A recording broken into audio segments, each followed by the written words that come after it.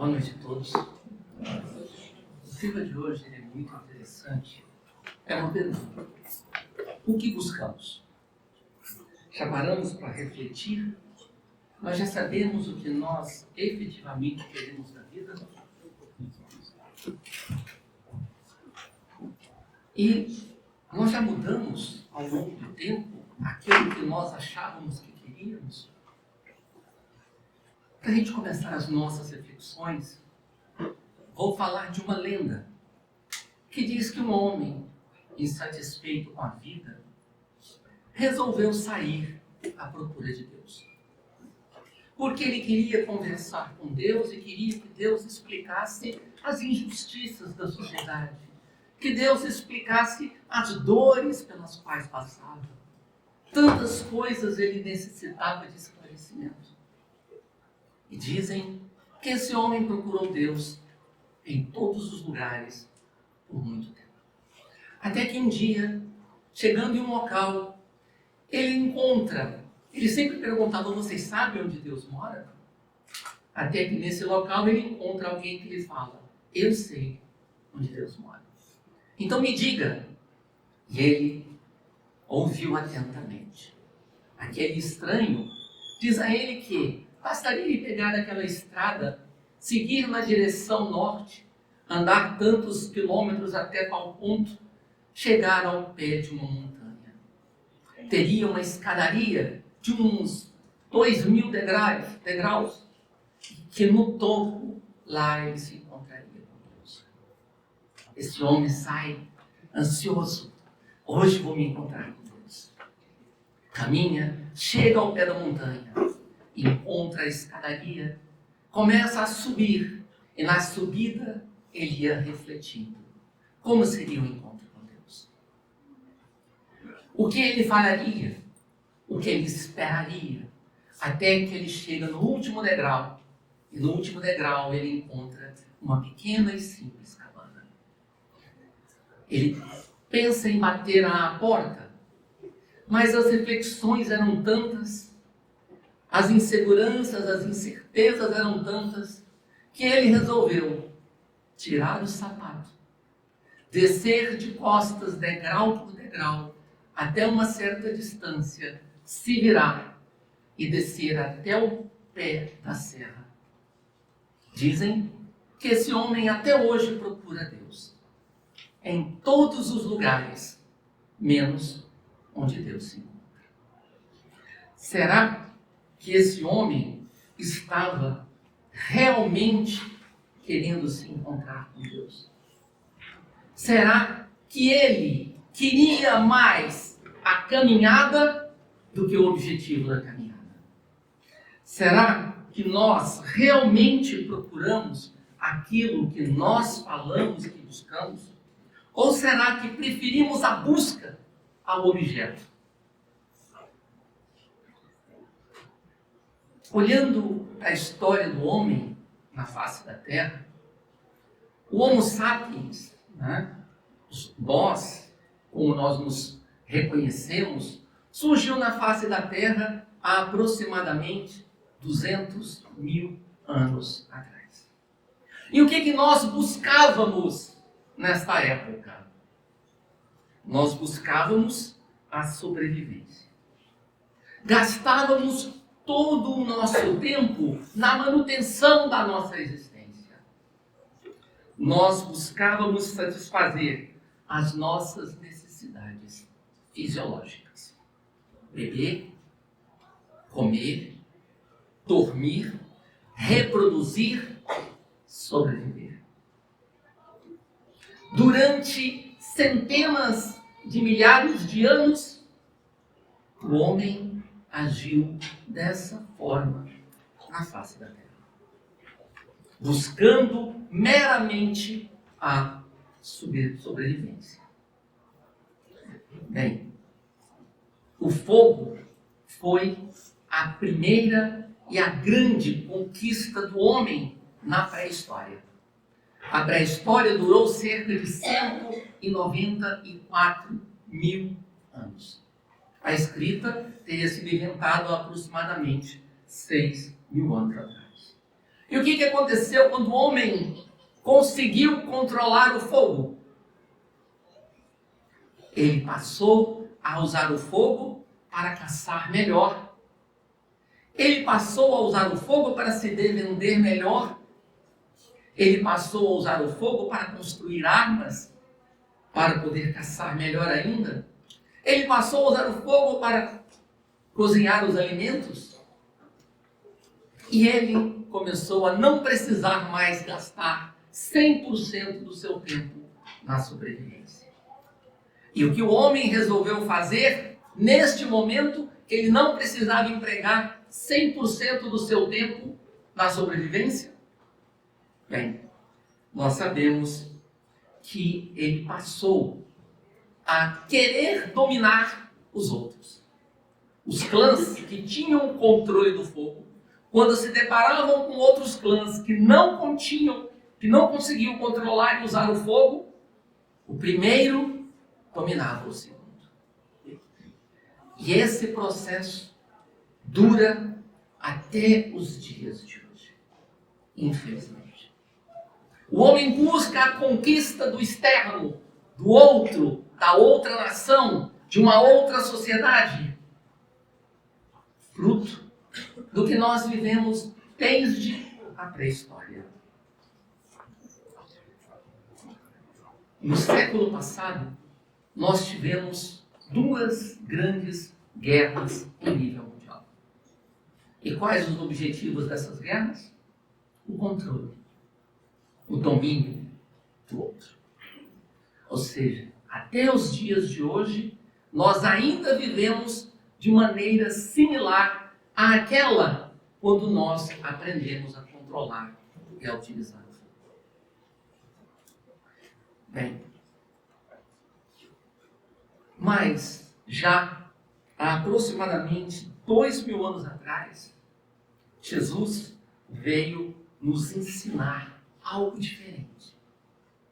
Não o controlar o outro, não dominar o outro, mas o controlar a si mesmo, a dominar a si mesmo, a amar a si mesmo para eu conseguir amar o outro. E ainda não aprendemos, nós ainda não conseguimos ouvir os ensinamentos de Jesus. Nós ainda não conseguimos colocar em prática esses ensinamentos. O que buscamos em nossas vidas? Quais os significados das nossas existências? Se fôssemos aqui ouvir a resposta de cada um, se nós somos em um número de N pessoas, provavelmente nós encontraríamos N respostas diferentes. Por que isso? Porque nós somos seres únicos. Nós somos seres diferentes. E como nós buscamos o significado da vida? Alguns buscam ter felicidade, buscam ter prazer no álcool, nas drogas ilícitas, porque o álcool é uma droga lícita.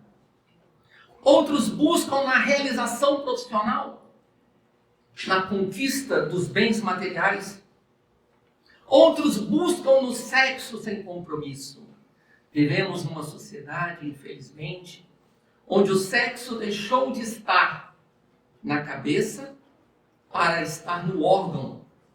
Onde nós buscamos o prazer sem querer compromisso, sem querer responsabilidades. Infelizmente, o sexo passou a ser um momento de lazer e não um ato de comunhão entre dois seres que se amam, que deveriam se respeitar, que deveriam construir juntos um lar e perpetuar a espécie humana. Bem, outros procuram encher o seu vazio interior, conquistando o exterior. Outros querem se livrar da solidão que nos incomodam e nos perturbam de forma intensa. Alguns buscam se encontrar com Deus. Alguns buscam construir o reino de Deus dentro de si mesmo. A Organização Mundial de Saúde nos traz que, excetuando-se os casos de patologias físicas e mentais, no fundo, cada ser, nas suas atitudes, busca ser feliz. Busca a felicidade. A questão é a forma com que nós encaramos a felicidade. Como nós achamos que vamos ser felizes. Uns buscam nas drogas ilícitas, outras nas drogas lícitas, outras no sexo, outros nos bens materiais, outros nas realizações profissionais, outros nos controles a outrem. Alberto Almeida nos diz uma coisa que eu acho muito interessante. Nós não somos felizes porque nós procuramos a felicidade onde nós não estamos. Não adianta procurar a felicidade onde eu não estou, gente. Eu não vou encontrá-la. Porque há tanta diferença na busca da felicidade. Como eu falei agora há pouco, porque somos seres humanos. Cada um tem uma visão única da vida, porque estamos em estágios evolutivos diferentes. Porque cada um carrega a sua própria história, que nos transforma em seres únicos. Não há dois seres rigorosamente iguais no universo. Quando nós vivemos a mesma experiência, nós temos consequências diferentes dessas experiências. Porque nós somos seres com bagagem espiritual diferente. Ninguém nasceu junto comigo. Mesmo nos casos de gestação conjunta, de gêmeos, trigêmeos, o nascimento é único. Não nasce 2, 3 da mesma vez. Nasce um de cada vez. E cada um tem uma experiência naquele momento. Nós somos seres únicos. Nas questões 804 e 805 de O Livro dos Espíritos, Kardec nos esclarece que as desigualdades das aptidões existem porque os espíritos apresentam evoluções diferentes, sendo que alguns apresentam maior ou menor grau evolutivo e, por conseguinte, maior ou menor experiência. E essas variedades das aptidões, elas são necessárias para que nós aprendamos uns com os outros, para que nós possamos necessitar uns dos outros, para praticarmos a lei de amor, a lei de caridade, a lei de compreensão da fraternidade. As diferenças, elas são necessárias para que a gente se ajude E essa diferença de aptidões, essas diferenças de aptidões do homem, não resulta da natureza do espírito, do ser, mas das diferenças de aprendizados que cada um carrega. Para encontrarmos efetivamente a felicidade, precisamos saber o que é realmente importante para sermos felizes. Carlos Torres Pastorino, no livro Impermanência e Imortalidade, ele nos diz que tudo aquilo que nós enxergamos é impermanente. E tudo que é permanente para o espírito é invisível aos olhos. Tudo aquilo que nós conseguimos olhar com os olhos é passageiro, é provisório. Tudo aquilo que nós conseguimos sentir com o coração é imortal. Tudo aquilo que nós deixamos ao desencarnar é impermanente. E tudo que nós levamos conosco para o além-túmulo é imortal. O que nós buscamos? Nós ainda buscamos o que os olhos veem? Ou nós já aprendemos a procurar o que o coração procura, quer, deseja? No passado, o homem buscava as conquistas externas. Será que nós já aprendemos a buscar as conquistas internas? Já aprendemos a buscar, por exemplo, a honestidade? Eu sempre falo para as pessoas, nós devemos aprender a ser honestos conosco mesmos. Por exemplo, cada vez mais trabalharmos para que mintamos cada vez menos. Alguém fala assim, eu não minto. Acabou de mentir. Gente, no estágio evolutivo que nós nos encontramos, é impossível nós não mentirmos. Se eu acho que eu não minto, eu estou mentindo para mim mesmo. A grande diferença é aceitarmos e tentarmos diminuir as mentiras das nossas vidas. Esse é um exercício que não é fácil. Porque nós mentimos muitas vezes para nós mesmos. Bem, e nessa questão da honestidade, a primeira pessoa com quem eu preciso ser honesto é comigo mesmo.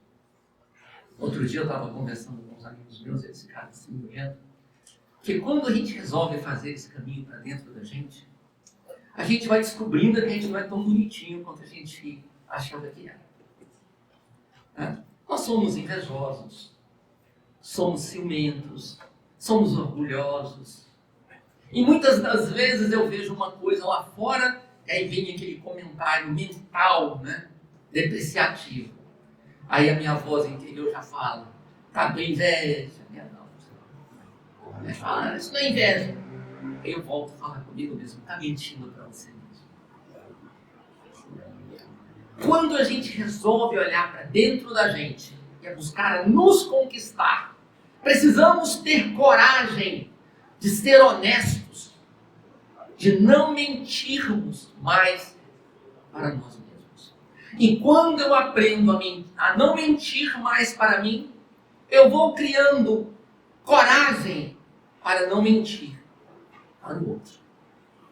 Quando eu começo a trabalhar o orgulho que existe em mim, e olha que não é fácil. Em 1986, caramba, já tem tempo, Quase 40 anos. Eu descobri que eu era uma figura extremamente orgulhosa. De lá para cá, São lutas diárias, constantes. Não sou nem de longe aquele ser de 1986. Em compensação, não estou nem perto, estou muito longe de ser aquele ser que eu gostaria que eu fosse. Estou num processo de construção. Gente, a gente não faz essa reforma da noite para o dia. A gente não faz numa discussão de final de semana, num grupo de WhatsApp. É um processo que vai durar a vida toda. E é uma luta interna. Há muitos anos atrás eu fiz um compromisso comigo mesmo de nunca, isso já tem também lá nos quase 40 anos, jogar nada na janela do carro. Um belo dia, eu estava indo comendo uma maçã, saindo atrasado de casa para variar. E aí, ao final, sobra aquele miolo, chovendo, um gramado lá fora. Eu falei, eu vou jogar esse pedaço esse resto de maçã para adubar aquela grama. Aí a minha voz interna fala, mas você não assumiu um compromisso que nunca mais ia jogar nada fora? E eu pensei, ninguém está vendo. Aí a voz de novo me diz, você não está vendo? Não mentir para a gente não é fácil. Porque nós arrumamos desculpas. Tem um velho ditado que diz que quando alguém quer, arruma um jeito. Quando não quer, arruma uma desculpa. Quando eu tinha 10 anos de idade, eu me deparei com um livro de ciências, com uma frase que depois eu fui saber de quem era, e é uma figura que eu tenho profundo respeito pelo ser humano que foi e por tudo que ele construiu, uma frase de Albert Einstein, que dizia o seguinte: falta de tempo é desculpa daqueles que perdem tempo por falta de método. Vocês vão me ouvir arrumar um monte de desculpas para não fazer algo que eu não quero fazer, mas nunca vão me ouvir falar que eu não tenho tempo.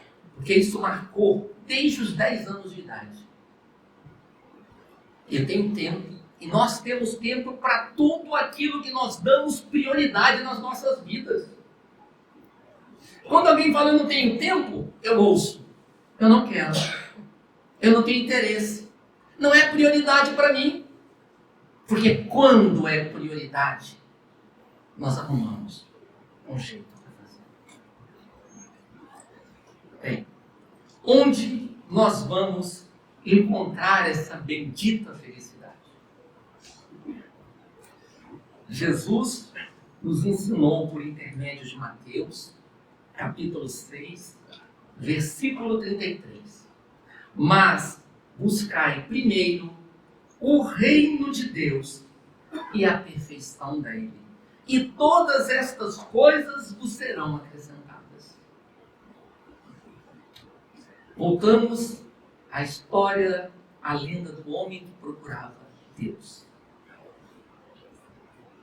Onde Deus mora? Como eu vou encontrar esse bendito reino de Deus que todo mundo fala? Nós já compreendemos que fazer o bem é uma oportunidade que nós nos damos de ser felizes. Já conseguimos ter prazer ao proporcionar alívio da dor em alguém? Já conseguimos ser felizes com a felicidade de alguém? Ou ainda nós ficamos remoendo e achando que aquela pessoa não merecia e que nós merecíamos? Inveja. Toda vez que nós fazemos um comentário de desdém a um sucesso alheio, nós estamos com inveja.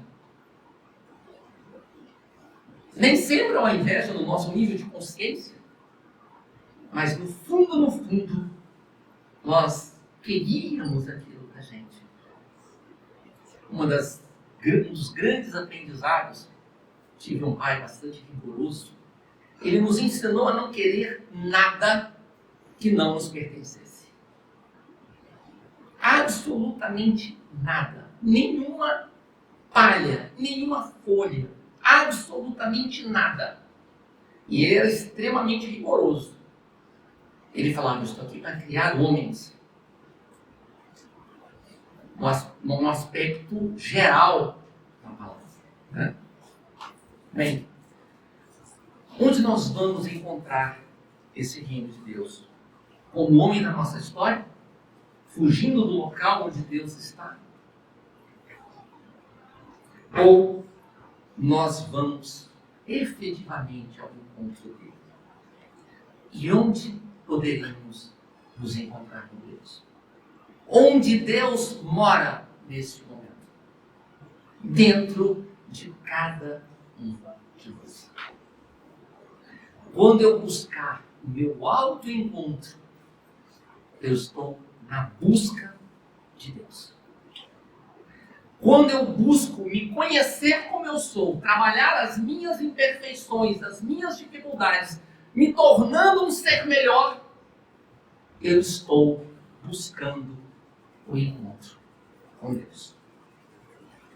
E para que eu seja feliz, basta olhar para dentro de mim mesmo, para que eu encontre Deus, basta eu ouvir o que vem do meu coração.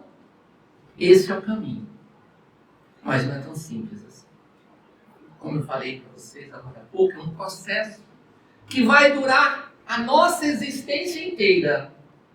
E eu falo para vocês que todas as vezes que nós conseguimos superar uma situaçãozinha, isso nos traz felicidade. Um dia, eu vi num local que não tinha vaga, eu vi uma vaga num local meio distante, vários carros estacionados.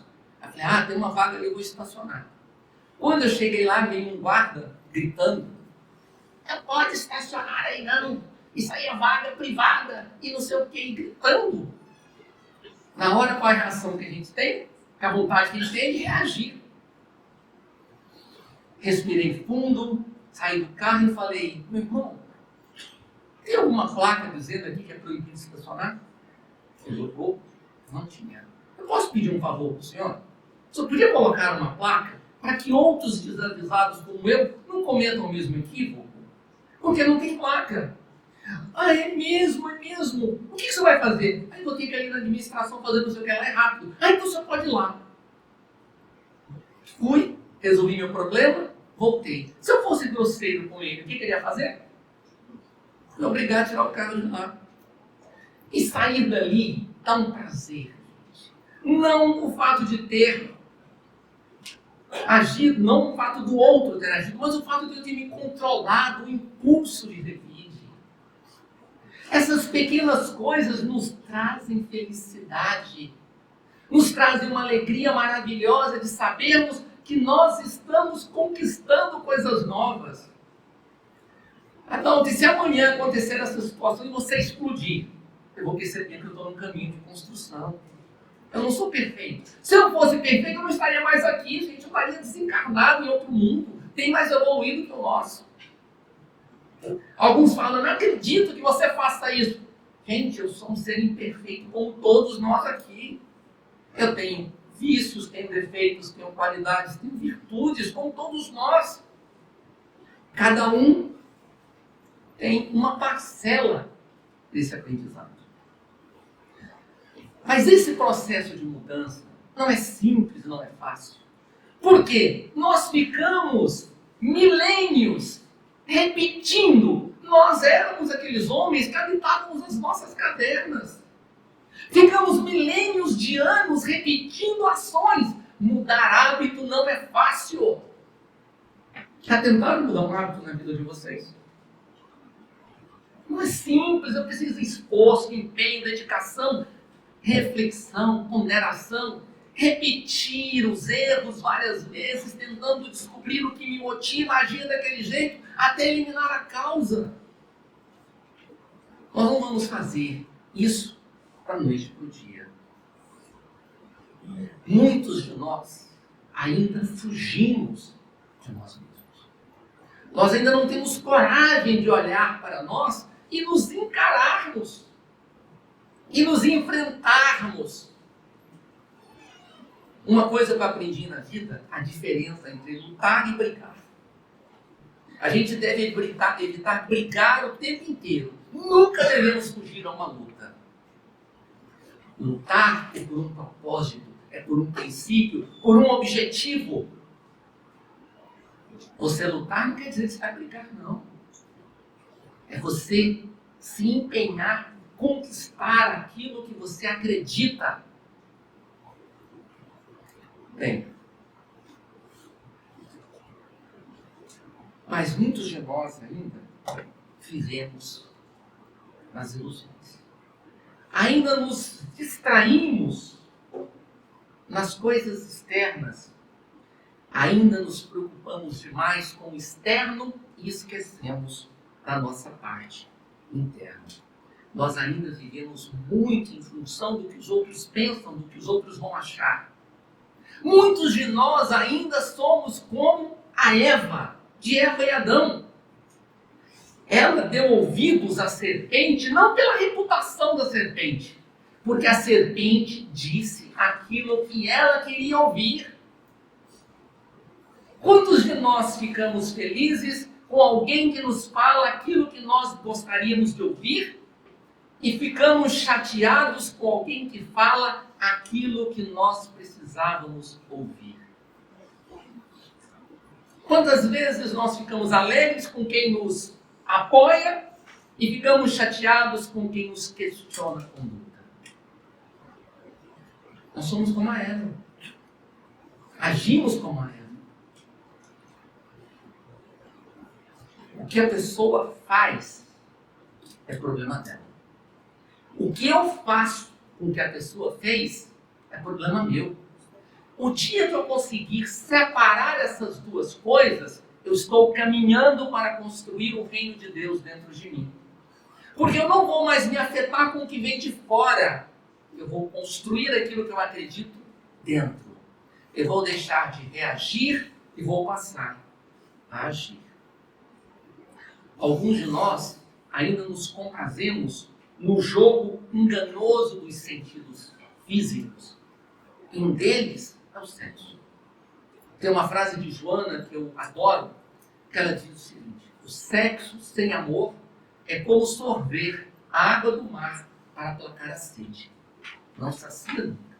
Quanto mais se bebe, mais sede tem. E o sexo com amor é como sorver a água pura e cristalina que brota da terra, que sacia, dessedenta, plenifica. Quando nós descobrirmos que não é o corpo que dá prazer, mas o espírito que anima o corpo, nós teremos uma outra relação com o sexo. Porque ele deixará de ser uma coisa fisiológica para ser um alimento da alma. E no estágio evolutivo que nós nos encontramos, é o principal alimento das nossas almas. Principalmente quando nós estamos encarnados. E à medida que nós vamos imergindo nesse oceano interior, nós vamos deixando de lado os interesses exteriores para darmos importância aos interesses internos. Nós nos libertamos das necessidades de títulos, de bens materiais, do egoísmo, do egocentrismo. Isso não significa o nada a ter. Significa que nós vamos dar prioridades semelhantes ao que é imortal e ao que é impermanente. Nós vamos viver essa vida planejando a outra vida. Eu sempre falo que no planeta, todos os dias, morrem, em média, 150 mil pessoas. Quantos de nós aqui pensamos que poderia ser o nosso último dia? Nós estamos na fila, gente. Um dia seremos nós. 150 mil todos os dias voltam ao plano espiritual. E nós não pensamos como vai ser a nossa vida ao chegarmos lá. Muitos têm medo de morrer. Tem várias explicações para o medo da morte. Mas, como eu disse, esse processo de transformação é um processo lento, que vai ocorrer paulatinamente, dia a dia, nesse processo de construirmos o nosso encontro com Deus, o nosso encontro conosco mesmo, a nossa autossuperação. A pouco e pouco, o homem vai descobrir que ele não precisa esperar a luz no final do túnel. Porque se o Deus habita dentro de mim, eu também sou luz.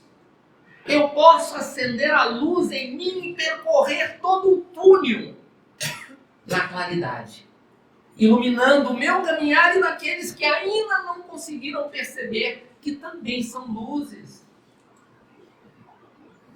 Podemos nos ajudar uns aos outros. E lembremos, gente, nós somos como uma semente que fomos colocados na terra. O processo de germinar é único. Só pertence à semente. Ninguém vai ver esse processo, ninguém vai enxergar. Mas na hora que nós conseguirmos brotar do solo e construirmos a semente, a planta, as pessoas vão começar a perceber que ali há algo diferente. E esse esforço empreendido deixa de ser dor, deixa de ser sofrimento, deixa de ser algo ruim, para ser algo maravilhoso no nosso processo de caminhar para Deus. A solidão não é mais um motivo de medo de olhar para mim, mas é um motivo de paz.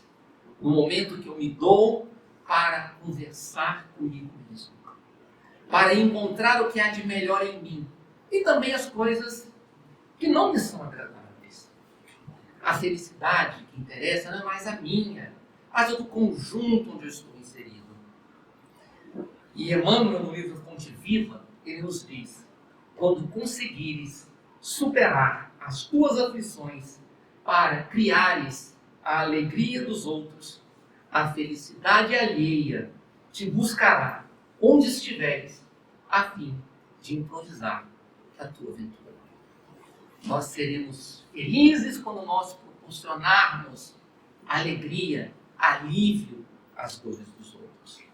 Descobriremos que não há um caminho para a felicidade, que a felicidade é o caminho para nos encontrarmos conosco, com o próximo, com Deus.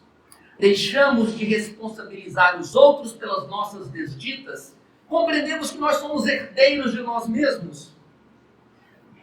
E como eu falei, esse empenho e luta é individual, intransferível, sem testemunhas.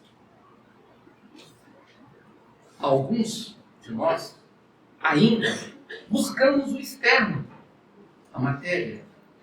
Outros já conseguimos buscar o interior, o espírito. E outros buscam Deus e o seu reino dentro e fora onde nós estivermos. O que buscamos? Cada um aqui sabe o que precisa. Porque cada um está no seu momento único, exclusivo da sua caminhada. Mas eu posso apenas afirmar para vocês que há coisas que nós buscamos que são impermanentes. E há coisas que nós buscamos que são imortais. Que possamos aprender a separar as duas coisas, tendo como modelo a última música que não foi cantada para nós. O Homem, belíssima, que nos traz uma reflexão do modelo que Deus nos trouxe para fazermos esse caminho seguro para nos encontrarmos com Ele. Quando Jesus disse: eu sou o caminho, a verdade e a vida, ninguém chega ao Pai senão por mim, não é aceitando, como alguns falam, adorando, não é exemplificando como Ele exemplificou, é seguindo os passos dele, realizando as mesmas ações, e que Ele possa estar conosco em cada minuto das nossas vidas, e que possamos construir o reino de Deus dentro de cada um de nós mesmos. Muito obrigado, Senhor.